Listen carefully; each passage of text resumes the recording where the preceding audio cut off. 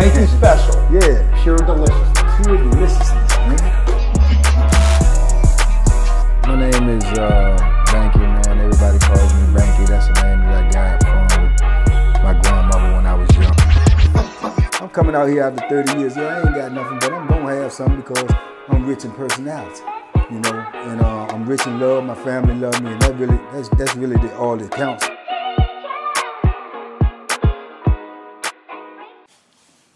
Shout out to everybody out there on Team Banky Pound, man. I appreciate the love. I appreciate the support. 33 years of prison stories, man. Can't stop, won't stop. As long as y'all here, I'm here. Shout out to everybody who's been supporting me, everybody who rock with me, everybody who's been leaving comments, man. I read them comments. I appreciate the love. Everybody who subscribed, all my new subscribers, everybody's out there that's telling people about this positive movement, getting new subscribers. I appreciate you all. I appreciate you all. Much love, much love. This is a comment video. A lot of people keep asking me in the comments because I always use the vernacular inmate, convict. Inmate, convict. Those are two different things as far as in the penitentiary. We look at it as two different things, two different characters, two different type of personalities. And I'm going to try to explain it to you the way that we look at it, the way that we perceive it in prison. You know, to us, you know, a convict is a person that's locked up, obviously, you know, by Webster's definition is you've been convicted of a felony or whatever, you know, you're in prison.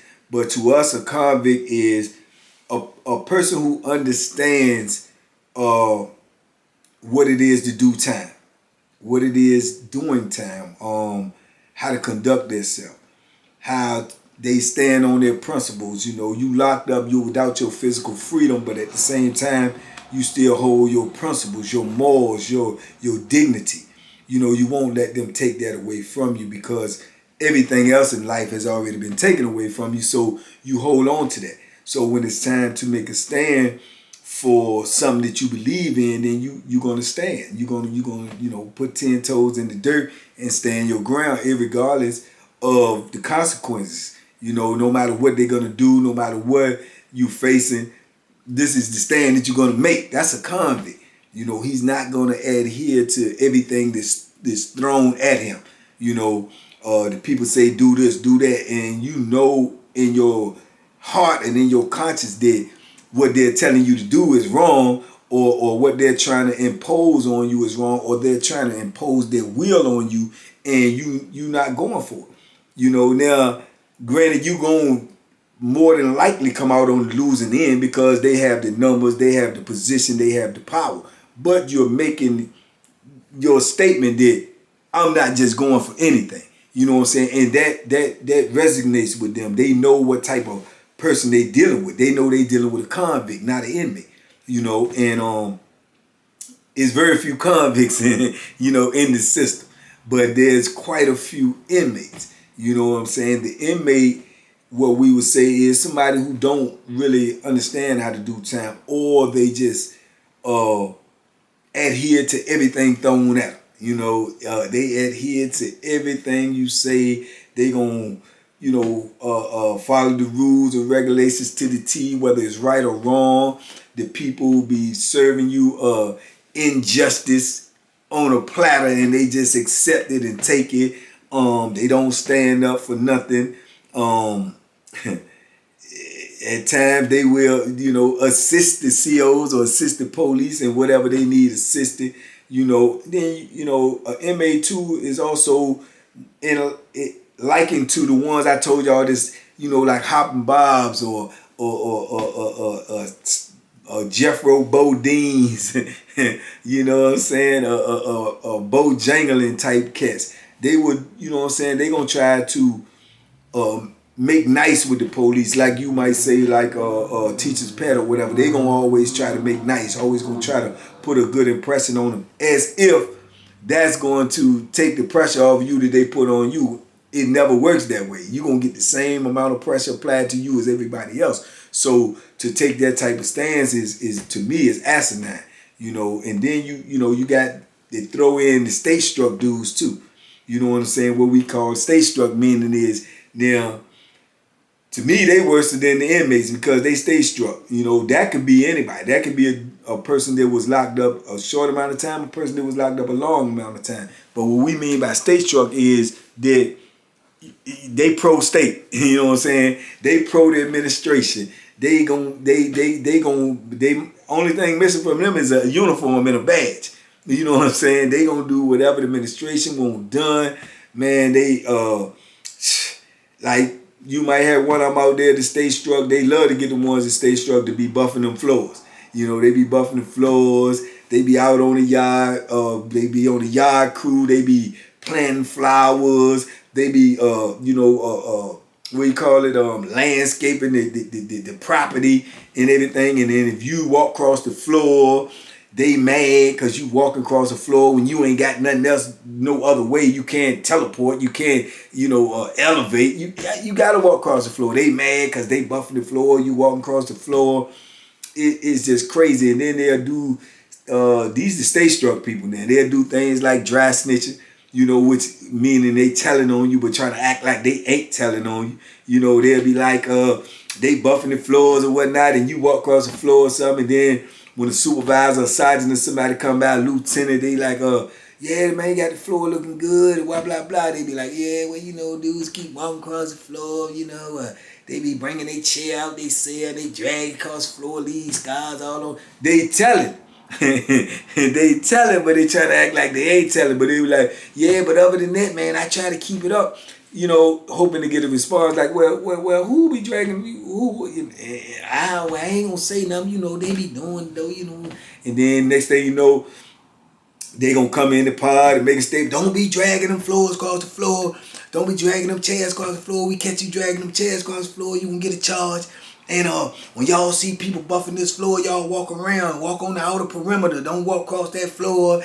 Man, all of that type of stuff, man. That's what they do. That's their MO, and any other way that they can drop a dime on you, they gonna drop a dime on you. So you have to know who these people are. And then, I know y'all might be asking, well, if they like that, why people don't do this and do that too? They do. Some of them, but you gonna pay a heck of a price for it. You gonna pay some serious consequences if you mess with one of them state struck people, because they gonna punish you. You know what I'm saying? Even more so than usual, than normal, because they don't want them people to be deterred from being like that. They don't want them people to stop being state struck. They don't want them people to stop trying to help them do their job and drop little information on them so they know what's going on. They know who's who or whatever. You know what I'm saying? So all of these are things you have to deal with characteristics of people while you locked up. You need to know who's who. You need to know how to separate who's who and look at them for what they are and deal with them for the way they are. Because if you don't, you gonna get caught up. You know what I'm saying? You're gonna get caught up more than you would if you was not aware. You got to be aware of who's who. And like I say, the inmates, man, I don't know. You can say that they just the inmates, like, more or less, they trying to be humble. They trying to get along, just to go along. But it don't register to them that that's not gonna work. You know what I'm saying? It's really not gonna work, because, like I say, if they locked there in the building, right, for some crazy reason, which they do a lot. If they counsel rec for some crazy reason, which they do a lot. Certain things supposed to go on every day. This is the operating procedure. But an officer can get mad at somebody in the block and then say, oh, well, we gonna cancel the rec for everybody, because you got him acting up or whatever. You trying to make me pay for what somebody else did. You understand me? But I ain't come to prison with him. He's not my co-defendant. I'm not on, you know what I'm saying? I don't have to pay for what he do. I'm in here to pay for what I do. I'm in here for what I did, and I'm in here to serve my time, not to be, paying for what somebody else doing. You don't counsel rec because of what one person did, just because you have the authority to do it. Now, This is where you separate, like say, the inmates from the convicts, because once they say that, all the inmates ain't even got nothing to say. They turn around and go to their cell. Okay, rec counsel, I ain't going to rec today. Woo, woo, woo. Convict gonna ask questions. You know what I'm saying? Convict gonna want to know some answers. Convicts gonna want to know the why. Did I'm being punished for something that somebody else did? Nah, you got to call the watch commander over here. You ain't counseling no wreck. I ain't did nothing for you to counsel no wreck because you argue with this dude and he cuts you out. Now wreck over. Nah, I ain't going in. I ain't going in. And like I say, you gonna pay a price for being a convict. But at the same time, they may not tell you or they may not act like, but they gonna respect that because they know that this is wrong.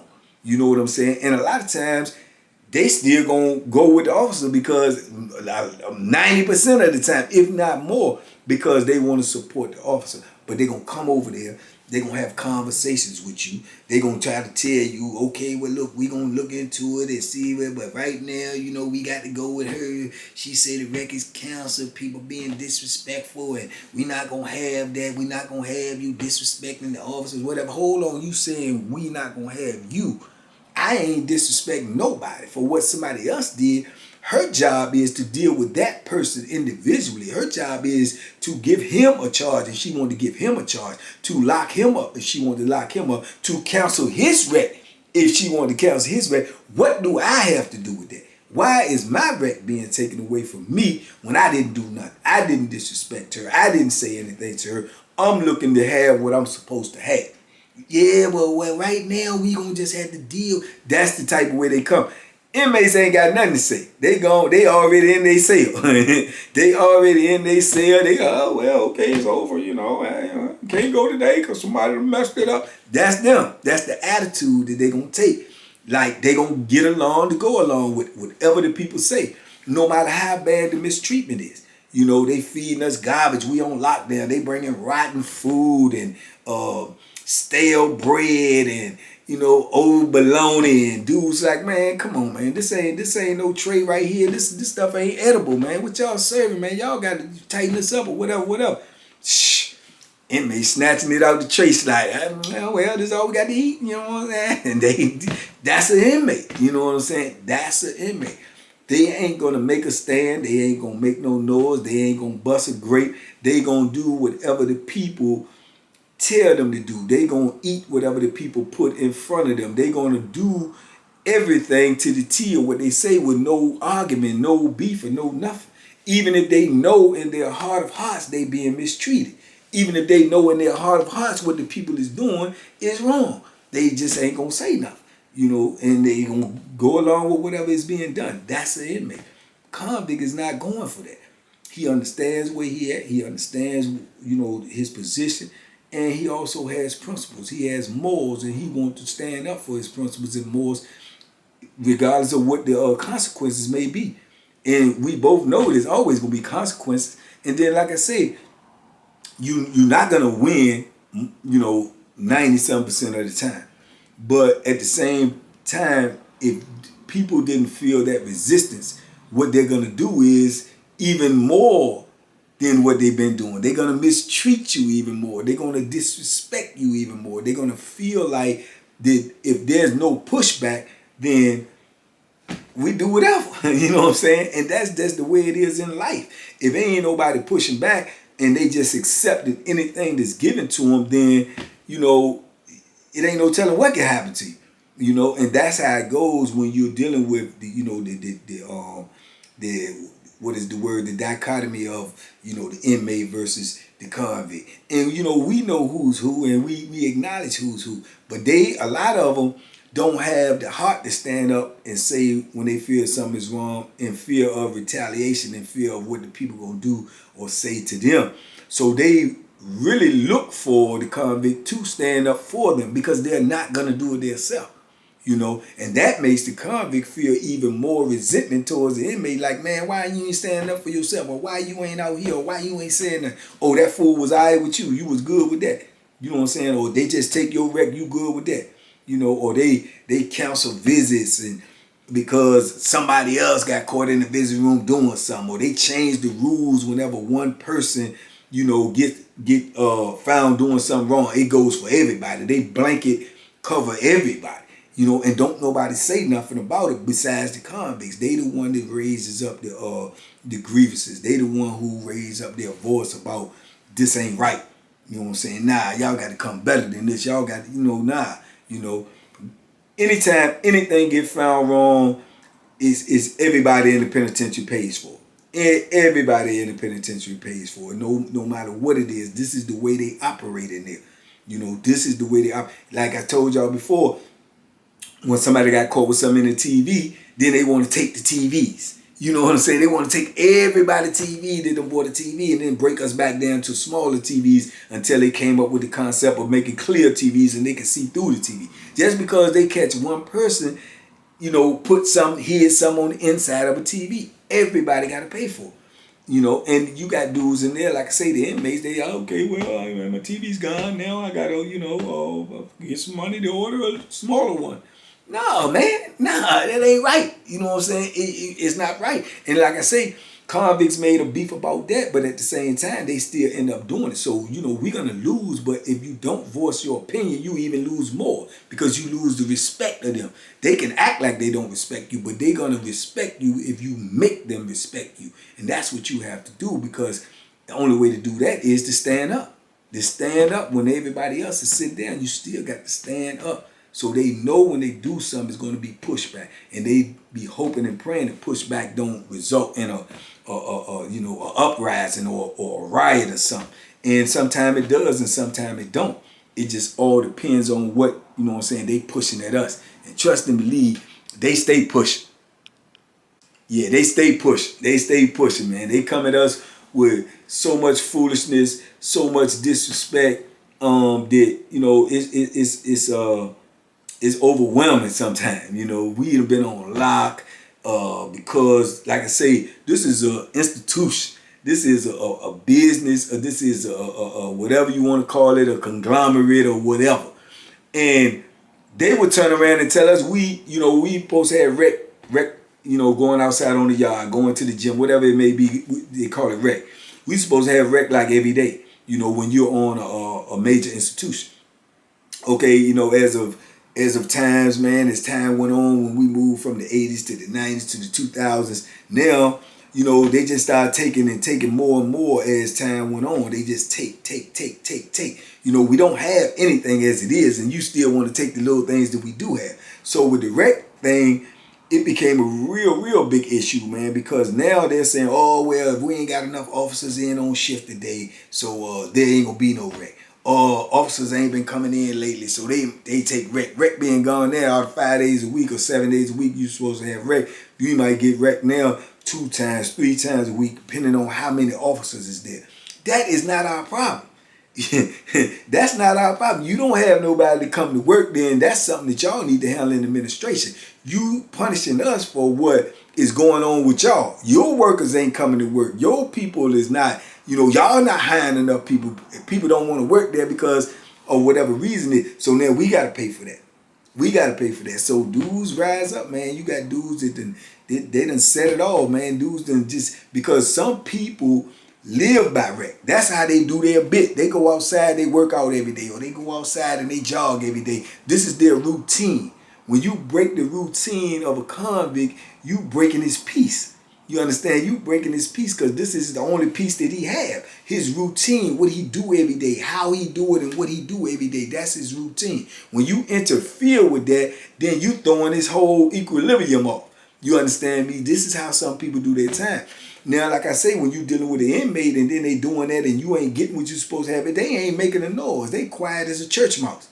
But man, convicts is making, man, what?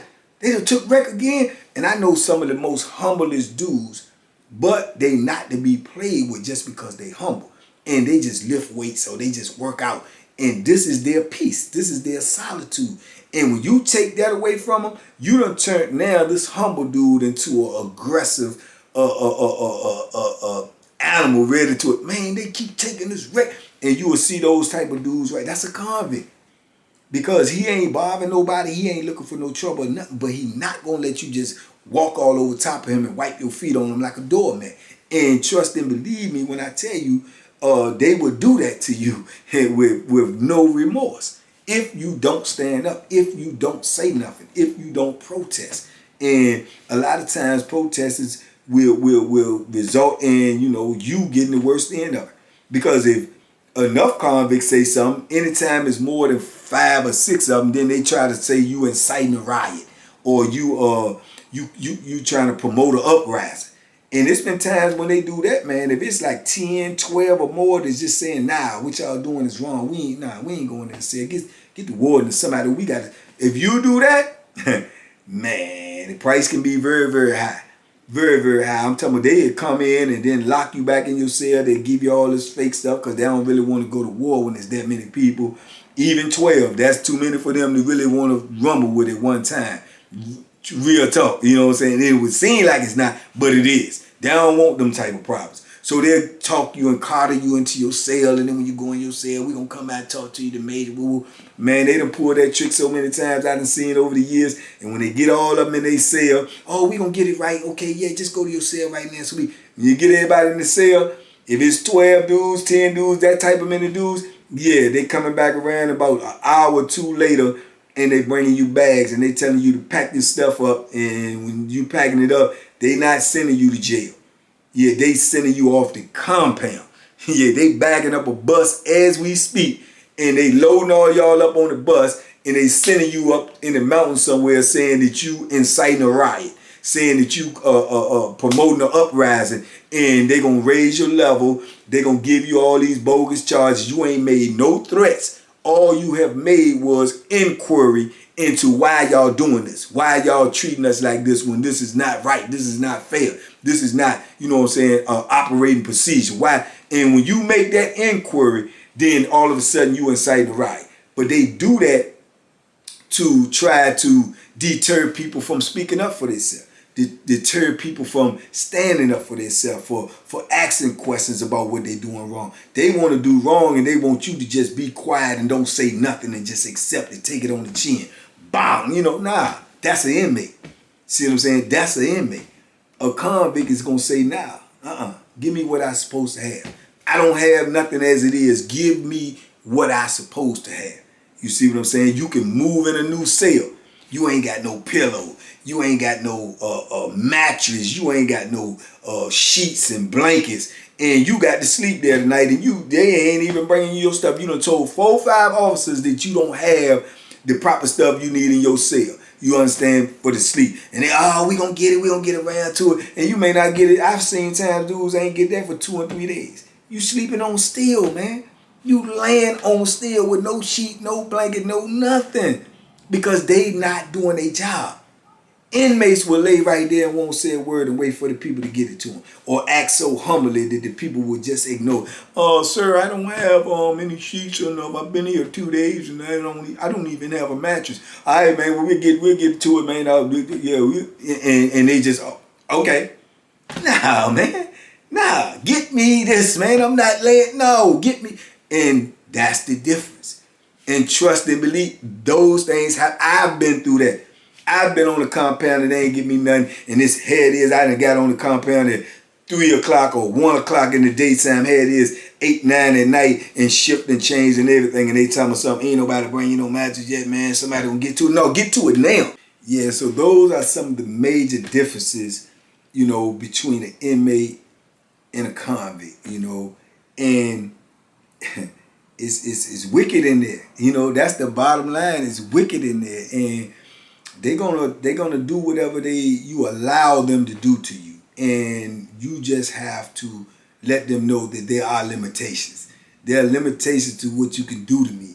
I am a human being. I am locked up, but I am still a human being, and I demand to be treated as such. That's all I ask. Treat me fair. Give me what I'm supposed to have, and acknowledge that I am a human being, not a subhuman, but a human being. And that is a crazy situation that a lot of people don't understand that concept. That's why we call them inmates, because like I say, they just feel like that I'm here. I got to do whatever they tell me to do, and that's just that, And that is, in my opinion, the way that you separate the two. you know, by the way they conduct themselves, by the way that they handle their situation or what's going on with them by being locked up. And on a footnote, somebody in the comments too, I answered the comment, but I wanted to address that as well. I ain't gonna say your name because you'll know who you are, but you asked me in the comments because of the last video about the medical situation. You asked me to the effect, well, people out here, when I was talking about I waited 2 years to get the root canal, you said something to the effect of, well, people out here don't get free medical, so why should y'all in there get free medical, get a free root canal? Make it make sense to me. You know, that's what you said, and, you know, paraphrase. Well, I'm going to try to make it make sense to you. People on the street don't get free medical because they out here and they working, and they you know, they're not going to give you nothing free. We don't have free medical in the United States. They have it in other countries. But people that's working out here pay taxes. They pay taxes to the state. When you are locked up, you are a ward of the state. So anything that you receive has already been paid for by the working class people on the street. My family works, so they pay taxes. So my root canal has been paid for. It's just a matter of whether they want to give it to me or not, which coincides with this video. An inmate would just lay down and take it. A convict is going to keep protesting about what he's not getting that he's supposed to get. Taxpayers' money pay for prisons, especially state prisons. I'm in a state penitentiary. So everything that I receive as far as medical care and whatever, food, it's been paid for. This is why I'm supposed to get it. It's not free. It has been paid for by my working class family. You understand me? So hopefully that makes sense to you. You know, would it, if you're saying that I don't supposed to get a root canal when I'm in prison and I can't work, obviously, to pay for one, or they're not going to send me out to the dentist for me to go pay to get it done, even if my family was paying for it. So how else am I supposed to get it done? That's just like saying they don't got to give me 3 meals every day because I'm locked up, and y'all got to pay for meals out here on the street. It has been paid for, my brother. So I'm supposed to have it. That's my point. So hopefully and respectfully, you understand that. But anyway, I wanted to get that off because it kind of like bugged me a little bit. But anyway, you know, I'm saying that those are the differences in my eyes between a convict and an inmate. So hopefully y'all got a better understanding of my explanation. And if you have any questions, you already know. Hit me in the comments. I read them. Talk to me. I talk back. You understand me? TBP, much love out there. I appreciate you all for rocking with me. I appreciate you all for sitting here, taking your time to listen to me. Time is the most valuable commodity on earth. So anytime you choose to share any of it with me, I'm humbled, I'm grateful, and I appreciate it. So y'all be safe out there. Be smart. Make good decisions, man. And duck them hooks, man.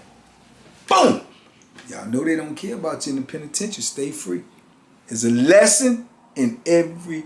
There's a blessing in every lesson, and the blessing is you out here in the free world. You ain't got to deal with that. You ain't got to be a convict, nor do you have to ever be an inmate. Make good decisions. Stay free. Be with your family. Enjoy life. Make it happen. Peace.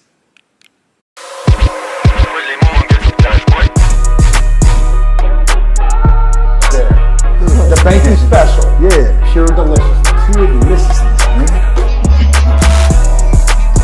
My name is Banky, man. Everybody calls me Banky. That's the name that I got from my grandmother when I was young. I'm coming out here after 30 years. Yeah, I ain't got nothing, but I'm gonna have something because I'm rich in personality, you know, and I'm rich in love. My family love me, and that's really all that counts.